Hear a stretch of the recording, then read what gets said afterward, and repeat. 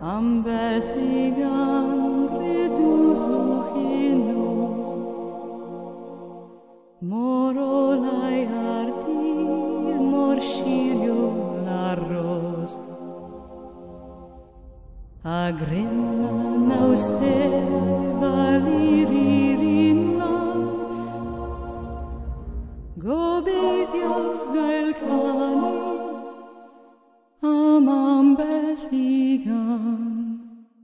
Hello there. This section is definitely called Anatomy of an Entity. That's what I'm going to call this one.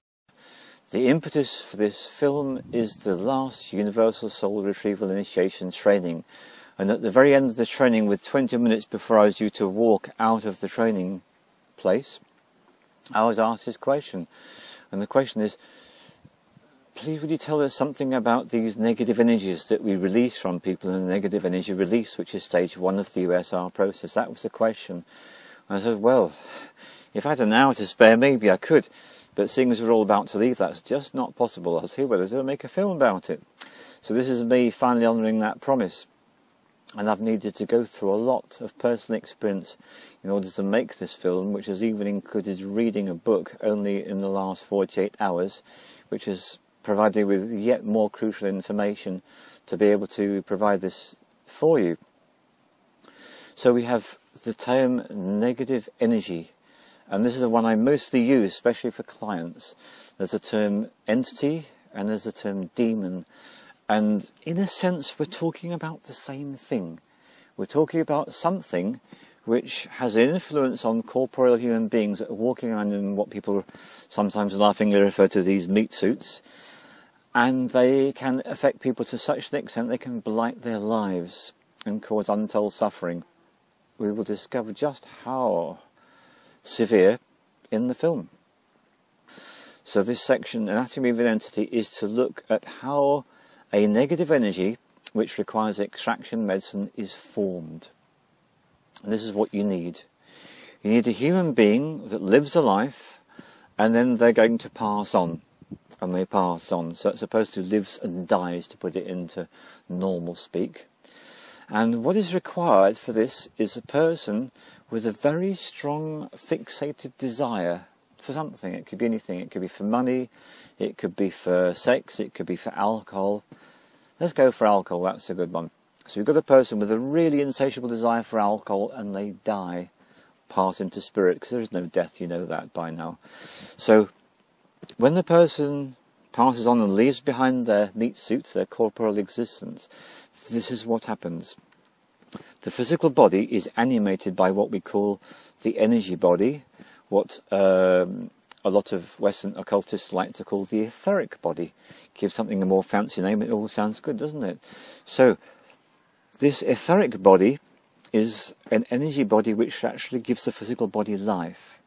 Now this is important in the creation of an entity. And then the other thing that's important in the creation of an entity we call the astral body. And that's a simplification because there are actually more than one astral body, to be technically precise. And the astral body, let's use nice English, it's really the emotional body. It's the desire body, or bodies. So these are the ones that we're looking at in terms of anatomy of an entity. It's the etheric or energy body, and the astral or emotional body. So when the person passes into spirit, there is a cord which connects the subtle bodies to the physical, and that cord is severed. And at the moment of that severing, that's when death from the esoteric point of view begins. It doesn't matter whether you're on the life support or what you're on, it's when that connection is broken. That's how we define death, or passing on. So at that moment of passing on, there is in this emotional body this overriding insatiable hunger for alcohol. That's one we're choosing to work with. So what happens is the astral body, the emotional body, it's the repository of all the emotions, all the desires, emotions and drives that person's had in their entire lifetime. There's only one little fragment of it that is the one that's going to do this, because it's the insatiable desire for alcohol. So that insatiable desire for alcohol separates off from the other less powerful emotions, ones that were not driving the person the way the alcohol was driving that person. And that energy has a will to perpetuate its existence. It wants to continue to have the insatiable desire for alcohol. What it does, around the moment of death, very shortly afterwards, it will attach itself to a fragment of the energy body. So the fragment of the energy body and the fragment of the emotional body join together. And that is the beginning of an entity or a negative energy. And I will stress again that this is the simplest case, right? So the person continues to go through the process after the passing into spirit, but that has now got a cohesion of its own. And as you'd expect from a very newly fledged form of life, it's very delicate, it's incredibly vulnerable, and what it's urgent to do is urgent to find a way to perpetuate it's urgently attempting to find a way to perpetuate its existence. And it's got a problem. It's got an immediate problem which it faces. This planet is toxic to these life forms. It's toxic.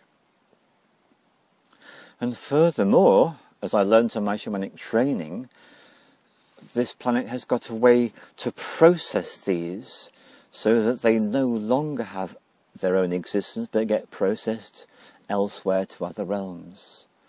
And the way the planet does this is through the trees. So there should be no problem, but there shouldn't be an entity, should there? Well, hang on a moment. Oh yeah, there's that thing called worldwide deforestation. So we've got a worldwide problem which is deforestation. So the natural mechanism to deal with, process and prevent these things from being a problem has been destroyed. And it's been a very long time that this has been effective, because if you go back to the Middle Ages and look at England, for example, England was appallingly deforested so that the English could create a navy and become a world power.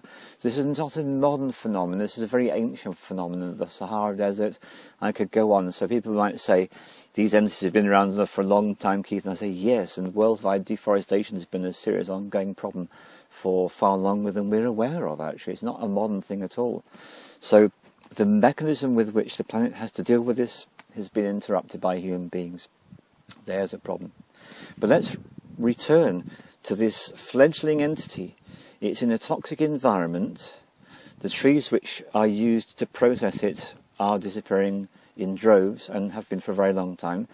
What it needs to do, it needs to find a way to survive, because if it doesn't, it's going to dissipate and it will cease to exist. So this is what it does. It looks for a human host, and humans are obviously the best hosts, because it's a human. It's the breakdown products of a human being anyway, so of course that's what it's going to do. It's going to go for a human being. Now, it wants a vulnerable human being. It wants a human being whose aura or energy field is weak enough that it can actually get in there. So it is an intrusive negative energy, and it gets into that person's energy body. The following people are vulnerable to this. Anyone who is giving birth, anyone who is being born, a person who frequents a pub or other establishment where large amounts of alcohol are consumed on a regular basis. Strangely and interestingly enough, a cinema, a club. I think you're beginning to get some of the ideas, aren't you, about what this is all about. The people need to be in a place of vulnerability. And people who are experience the hypnotic effects of a cinema screen, where they're cocooned in that little artificial world of that film, they're vulnerable. The most extreme examples, of course, is the mother giving birth and the child being born. These are the most blatantly obviously vulnerable people. So what the entity does, it seeks a source of human hosts, and as soon as it finds one which is weak and vulnerable enough in terms of energy field, it intrudes its way in there and it takes up residence. Now here's the difficult and complex thing to get your head around. More than 75% of human beings in Britain are actually carrying these with them. all the time. So this is not a rare phenomenon, this is the norm. And when you think about the number of people that die in difficult circumstances, it's not surprising, is it? Because the more difficult the death, the more likely there are to be these unresolved issues in terms of, say, a great desire for alcohol is my ongoing subject. It could be anything. It could be desire for a particular drug, working exactly the same way. So this entity has now managed to find a host, and it's got a home. Great relief all round. Now, the first thing it's going to do is it's going to require energy. It has no means of manufacturing energy for itself. It's not like a plant which can sit out in the sunlight and create energy. It can't do that. It doesn't eat food. Of course it doesn't. So what it does is it just draws the energy off from the host. And this is the tricky part that you've got to really wrap your head around. The host in question could live 20, 30, 40 or even more years and show no overt signs of any problem. And then you reach the tipping point. And the tipping point is that the amount of energy that the entity is drawing off from the host is suddenly greater than the amount of energy the host is able to draw from food and sunlight and whatever else the host is using to draw their energy source from. That's when the client starts to experience considerable difficulties. That's then when we come up with an organic illness, mental illness, physical illness, emotional disorder, whatever it is.